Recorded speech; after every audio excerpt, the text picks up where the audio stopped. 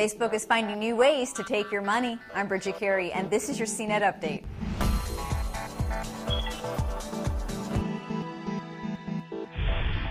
Would you pay $7 to get your Facebook posts seen by more friends?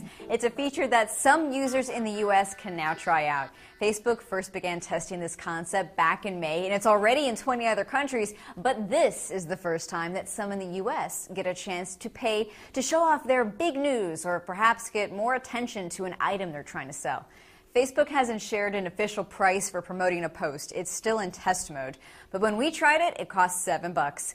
Let me know what you think of the idea and what would be a reasonable price. Send an email to update@cnet.com. Expect for future Android phones to be able to automatically tag friends in pictures because Google just bought the Ukrainian company Vutal, which creates facial recognition software. This auto tagging may also be seen on Google Plus in the near future, where, it'll just know your face.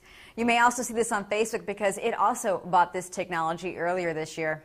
Toys R Us has launched its own streaming video hub at toysrusmovies.com. There are more than 4,000 shows. Movies start at $3 for a one-day rental, or they can be bought for less than $10. And most kid TV shows are priced at $2. Eventually, this will be available through apps on Android and Apple devices, and of course, it'll be on Toys R Us's new kid tablet, the Tabio. The Mars rover is just a check-in away from being mayor of Mars. NASA's Curiosity rover is the first moving thing to use Foursquare to check in on another planet. For those of you keeping score at home, that's the second check-in made outside of planet Earth. The first was in 2010 when NASA astronaut Doug Wheelock checked in from the International Space Station.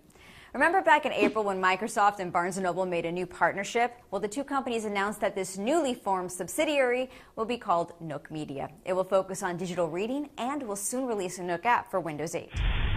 It appears some details have leaked about Research in Motion's next phone to run BlackBerry 10. According to a document published by RapidBerry, this device is referred to as the Aristo. It's thin and the computing power is significant. It's got a 1.5 gigahertz dual-core processor with 2 gigs of RAM and 16 gigs of internal storage, which can be expanded with a memory card.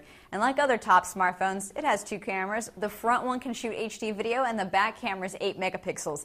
Of course, we'll have to wait and see if this is the real deal and if this Hail Mary attempt will score against other smartphones. That's your tech news update for today, but we have more details on today's stories at the blog, cnet.com/update. From our studios in New York, I'm Bridget Carey.